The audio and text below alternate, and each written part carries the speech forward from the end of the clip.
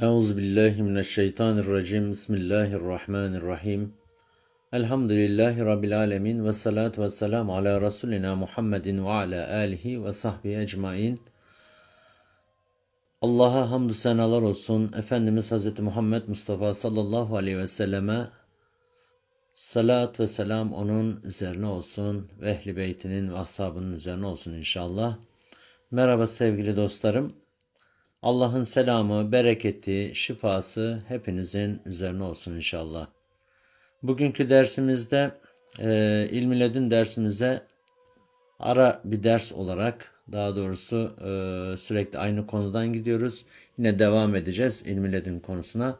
Lakin bugün size farklı bir ders anlatayım istedim. Dersimizin konusu Esma-ül Hüsnalar hakkında olacaktır. Ve bunlarla ilgili bir araştırmamızı inşallah sizlere anlatmaya çalışacağım. Varlığın esmasal boyutundan gelen mesajları yakalamaya çalışacağız. Esma denilen nedir? Esma, isim aynı şey midir? Taşıdığı sırlar nedir? Esmanın lafzında kalmak nedir? Esmanın manasına ermek nedir? Ve esmaları çekme durumu nasıl olmalıdır? Ne yapmalıyız? Sayısal boyutları var mı? Varsa nasıl olmalı? Allah'ın 99 Esma-ül Hüsnası var mıdır? Bu isimlerle sadece kayıtlanmak doğru mudur? Kur'an'da geçen esmaların sayısı ve esmaların levh-i mahfuz boyutundan varlığın şekillenmesine kadar giden varlığın işleyişindeki etkisi nedir? Ve Esma-ül Hüsna'nın vücuda kodlaması nasıl yapılır? Vücuda dönük seslenilen bir esma vücutta nasıl frekanslar oluşturur? Galip esma her insanın nasıl hesaplanır, nasıl bulunur? Bir esmanın vücutta açılımı nedir? Esmaların birbiriyle olan manaları neleri açığa çıkartır? İşte bu konuları inceleyeceğiz inşallah. Esmaların birbiriyle olan bağını ve birbirine olan akışını incelemeye ve sizlere anlatmaya inşallah niyet ettik. Allah niyetimizi halis eylesin.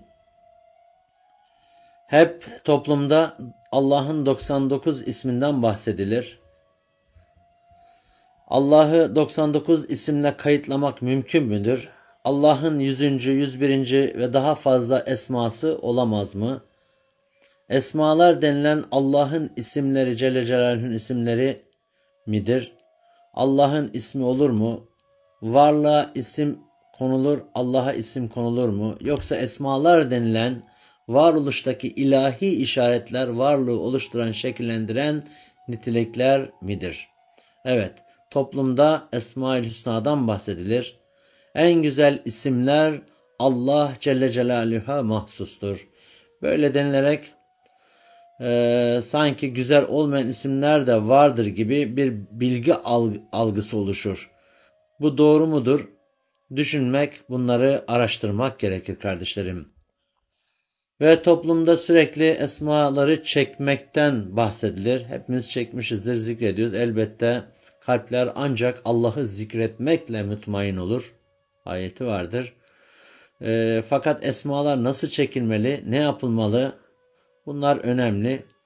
İşte 33 defa, 40 defa, 100 defa, 400 defa böyle sayılar artırılarak şu sayıda şu kadar esma oku denilmesi doğru mudur? Efendimiz'e isnat edilen Allah'ın isimlerini sayanlar cennete gidecek diye aktarılan sözün asli anlamı ne olabilir? Esmaların sayısal yönünden çok esmaların anlamına işaret edilmiş olabilir mi? Yani sadece sayısal değil. Bir kez insan La ilahe illallah dediği zaman, bunu kalpten dediği zaman isterse 100.000 kez La ilahe illallah desin ama kalpten olmadığı sürece evet zikretmiş olur ama onu halinde yaşamadıktan sonra ona çok fazla etkisi olmaz. Evet. Evet, toplumda yine sıkıntılara düşen ve çare arayan kişiler şu kadar esma çekilirse şu olur, bu kadar olursa bu olur diye çekimler yapılır. Bunu hepimiz yapmışızdır. Bunların faydası var mıdır, etkileri nelerdir? Bunları araştırmamız gerekir. Bazı örnekler verilmek istenirse kalp hastalıkları için şu esmayı 250 defa oku, karaciğer için bunun için, göz hastalıkları için şu kadar oku veya şu işin için şu kadar oku. Evet, bununla ilgili rivayetler vardır. Lakin bunları nasıl çekmeliyiz, nasıl okumalıyız, nasıl anlamalıyız? Bunları iyi araştırmamız gerekir.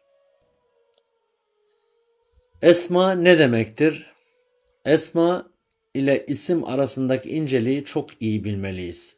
İsim, herhangi bir varlığı ifade edebilmemiz, o varlığı aklımıza getirebilmek, o varlığı hatırlamak için oluşturulan sözcüklerdir. Esma ise bizzat varlığın kendinde olan, varlığın varoluşu ve işleyiş sisteminin nitelikleridir. Yani varlığı hatırlatan sözcüklerdir. Esma bizzat varlığın kendisidir. Yani su dediğimizde S ve U harflerinden oluşan suyu hatırlatan sözcük isimdir. Suyun kendisi esma boyutudur. Evet. Esma denildiğinde dillerde söylenen bir lafız değil, varlığın kendinde olan bir oluşum, hareketlilik, bir akış düşünülmelidir. Esma, sema, S-M-Y, sema kökünden gelir. Sema, semi, isim, esma aynı kökten gelen kelimelerdir. Esma, elif ve sema, semi kelimesinin birleşimiyle yazılır. Burada elif ruh boyutuna işaret eder. Sema varlığın esmasal boyutuna işaret eder. Sema, semi aynı kökten gelir. Sema ruh artı nur boyutunun özel adıdır. Semi ise işitmek demektir. Semi açığa çıkacak olan varlığın kendi oluşumunu ruh boyutunda işiterek şekillenmesi olabilir mi? Sizce düşünün. Sema, semi, gökyüzü, ulvi alem, varlığın geldiği boyut, tin boyutu, öz boyutu, işitmek, işittirmek gibi anlamlara da gelir. Esma, isim, nam, ad, işaret, varlığı birbirinden ayıran incelikler, özellikler, sıfat boyutunun işaretleri anlamlarına da yine gelir. Bunları değişik açılardan düşünüp inceleyebiliriz. İsim aynı zamanda günah, suç demektir. İsm. Esmayı kendine nispet etmek günahtır, hatadır, suçtur. Yani Allah'a ait olan nitelikleri kişinin kendine nispet etmesi doğru değildir. Esmalar varlık açığa çıkmadan varlığın levh-i mahfuz boyutunda gizlidir. Esmalar varlığın varoluş sürecinde bir bir açığa çıkar. Zikir, fiil, sıfat, zat, tecellileri hep esmaların akışında kendini gösterir. Varlık esmalarla sarılıdır. Varlığın esmalar boyutu vardır. Esmanın kendine mahsus açılımı vardır. Tohumda ne varsa açığa o çıkar. Tohumun kendinde ağaca ait olan esmalar boyutu vardır. Ağaç da esmalarla sarılıdır.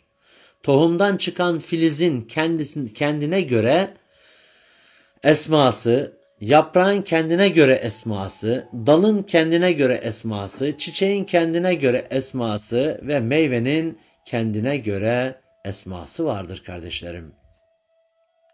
İnsan bir sperm ve bir yumurtanın birleşimiyle hücre hücre oluşarak bedenleşir. Spermde ve yumurtada olan yazılım beden olarak tecelli eder. Beden ise esmaların tecellisi ile şekil bulur. Levh-i mahfuzda ne yazılı ise o açığa çıkar. Özde olan yazılım boyutundaki hareketlenmeyle varlık açığa çıkar. Aynı hareketlenmenin devam etmesiyle varlık şekillenmiş olur. Evet, esma kelimesi Kur'an'da bazı ayetlerde geçer. Araf suresi 180. ayette Bismillahirrahmanirrahim. Esmaül Hüsna. Evet. Velillahil Esmaül Hüsna isimlerindeki tüm güzellikler Allah'ındır. Yine İsra suresinde Bismillahirrahmanirrahim. De ki Allah deyin ya da Rahman deyin, ne derseniz deyin, isimlerindeki tüm güzellikler O'nundur. Yine Taha suresinde Bismillahirrahmanirrahim. Allahu la ilahe illahu lehul esmaul husna. Allah'tan başka güç yoktur, sadece O'dur. İsimlerindeki tüm güzellikler O'na aittir der. Haşr suresinde Bismillahirrahmanirrahim. Huvallahul halikul bari'ul musavvirul lehul esmaul husna. Yusebbihu lehu ma fis semavati vel ard ve huvel azizul hakim. Sadakallahul azim. Evet, Allah O'dur ki bir şey yok iken var edendir. Çeşitli şekillerde suretlendirendir. Tüm isimlerdeki güzelliklerin sahibidir. Göklerde ve yerde ne varsa O'nun tecellilerini gösterir ve O tüm değerlerin yüce sahibidir. O'nun tecellilerini gösterir ve O tüm değerlerin yüce sahibidir. Tüm varlığa hakim olandır. Evet kardeşlerim. Ayette de belirtildiği gibi varlığın şekillenmesi esmalar boyutunun bir sırrıdır. Göklerde ve yerde ne varsa bakın görünen görünmeyen her şey esmalar boyutunda açığa çıkar. Bir tohumun içindeki yazılım levh-i mahfuz boyutudur. Levh-i mahfuzda yazılı olanlar esmalara dönüşerek varlığın şekillenmesine kadar gider. Varlık ruhtan duyduğu, oradan aldığı mesajlara göre şekillenir. Ruh boyutu dediğimiz o özde varlık var olmadan önce o varlığa ait olan her şey vardır. Evet. Alemdeki tüm varlıklar bir özden açığa çıkar. Tevhid dediğimiz zamanı gelince her bir varlık kendine has bir elbise ile açığa çıkmış olur. Aynen ağacın şekillenmesi, insanın vücut giymesi gibi. Varlık şekillenirken özde olan esmaların akışı ile şekillenme haline girer. Mesela insan gözüne ait olan tüm nitelikler hücre boyutunda vardır. Zamanı gelince göz şekillenirken göze ait olan nitelikler bir bir gözün yapısını oluşturur. İşte göze ait olan gözdeki her bir hücrenin isimsel boyutu yani esmasal boyutu gözün kendisini oluşturur. Esmaların bir de lafsi yönü vardır ki bunu dilimizle söyleriz. Evet, esmaların varlığın özünde bu titreşim boyutudur, frekans boyutudur. Esmaların varlık oluşmadan önce levh-i mahfuzda yazılım boyutu da vardır. Esma hakikatini varlığın geldiği öz olan rahimiyet boyutunda aramalıyız. Evet, esmanın hakikatini varlığın geldiği öz olan rahimiyet boyutunda aramalıyız. Varlığın şekil alması o özde olan esmaların tecellisiyledir. Toplumda esmalar diyerek bize sunulan çeşitli isimlerin lafzı boyutunda kalmamalıyız. Evet, isimler doğrudur ama lafz boyutunda kalınmamalı. Esma hakikatini varlıkta sonsuz işaretlerde aramalıyız. Tefekkür dediğimiz o esmanın nerelerde ne şekilde tecelli ettiğini anlayabilme, onun hikmetini görebilme noktasına gelmeliyiz. Bu da ilim ve tefekkürden geçer. Evet, Allah'ın 99 esması var diye biliriz. Oysa Kur'an'ı incelediğimizde 300'ün üstünde esma ile karşılaşırız. Veya Cevşenül Kebir'de 1000'in üzerine yakın esmalar vardır. Allah'ın ne 99 ne 300 esma ile kayıtlamak, sınırlandırmak doğru değildir.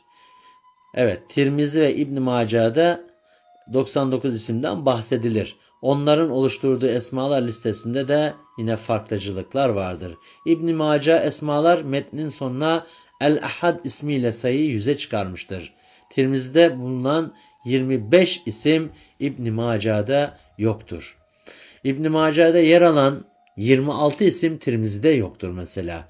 İki listenin toplamında ise 125 isme ulaşılmaktadır. Evet. Cafer-i Sadık radıyallahu anh'ın 111 esma isim belirlemiştir. Burada 1, 3 sırra işaret olmuş olabilir mi? Benim aklıma bu geldi. Yani fiilinde 1, sıfatında 1, zatında 1. İbnül Vezir Kur'an'da 155 esma ismi tespit etmiştir. Evet. Musevilerde de mesela onlarda da Esma-ül Hüsna olarak 72 isim geçer.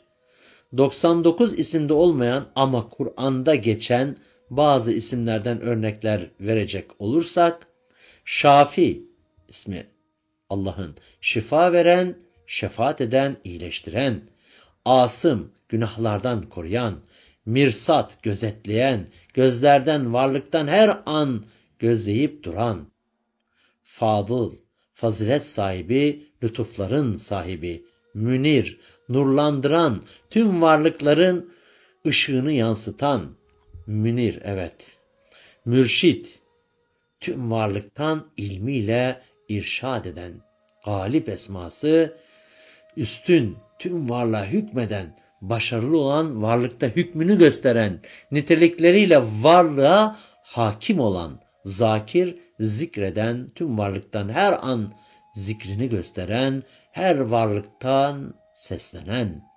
evliya, her şey ile dost olan, dostluğunu her şeyde gösteren, Allah'ın esmalarını sınırlandırmak doğru değildir. Onun sonsuz esması vardır demek daha doğru olur. Her varlığın esma boyutu vardır. Her esmanın da kendine mahsus açılımı vardır. Tohumun özü esmaların yazılımı ile sarılıdır. Yani onunla kodlanmıştır. Tohumun özünde ağaca ait olan esmalar boyutu ve kodlaması vardır. Zamanı gelince her bir esma yavaş yavaş açığa çıkmaya, ağacı şekillendirmeye başlar. Evet, tohumdan çıkan filizin kendine göre, yaprağın kendine göre, dalın kendine göre, çiçeğin kendine göre esması ve meyvenin kendine göre esması vardır kardeşlerim. Her varlık esmasal boyutun açığa çıkışıdır.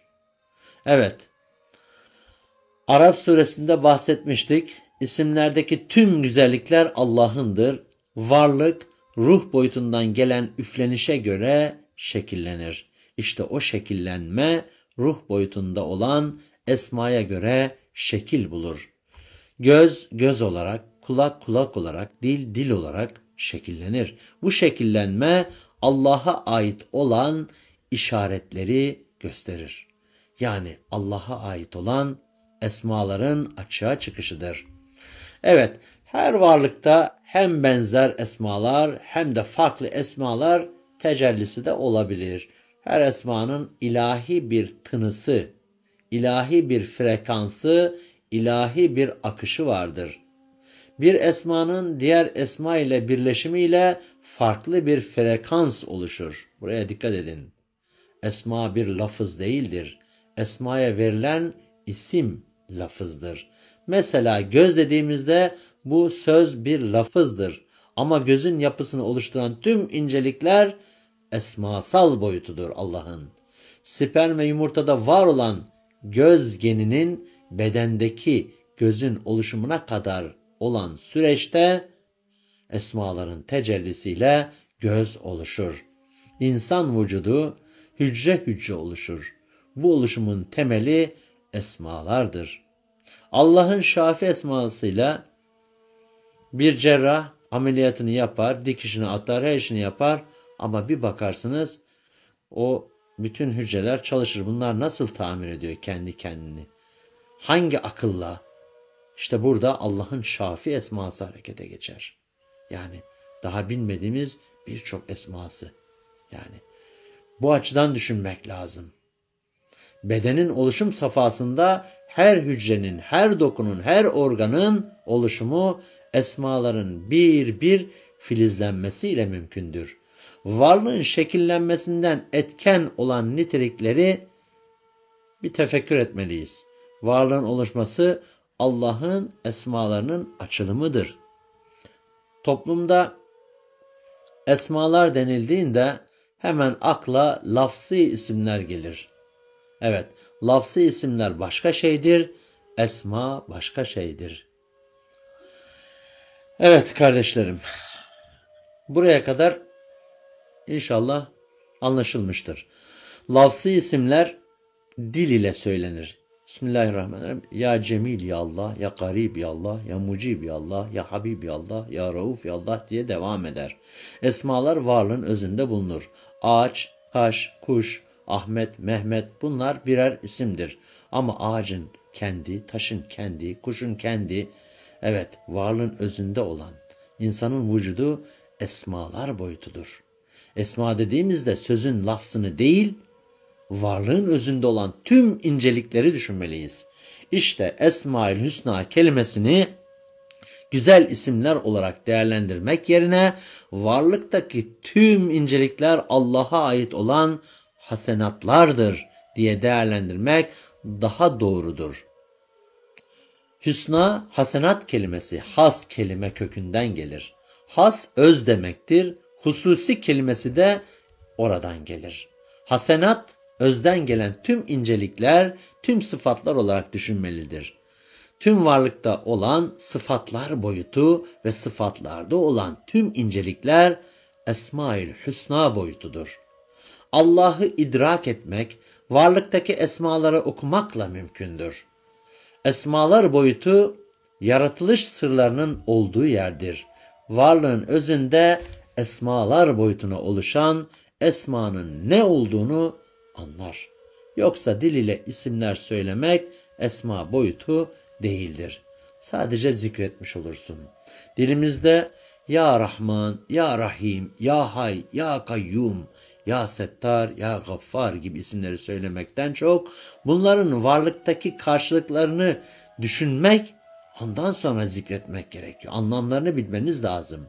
Varlık esmaların akışıyla şekillenir demiştik ve var olur. Varlıktaki esmaların akışıyla buluşmak, esmalarla buluşmaktır. Senin diri olman Allah'ın hay esmasının üzerinde tecelli etmesiyledir. Ama hayatının devamiyeti ise kayyum esmasının tecelli etmesiyledir. Evet, esma denildiğinde varlıktaki hareketliliği düşünmeliyiz. Esmaların boyutlarını varlığın özünde olan hareketlilikte aramalıyız. Evet, hay esmasını demiştik. Dilde söylenen hay lafzı olarak değil, varlıktaki dirilik, hareketlilik, canlılık olarak düşünmeliyiz. Varlıktaki hay boyutuyla bağ kurabilsek, hay esmasıyla bağ kurmuş oluruz.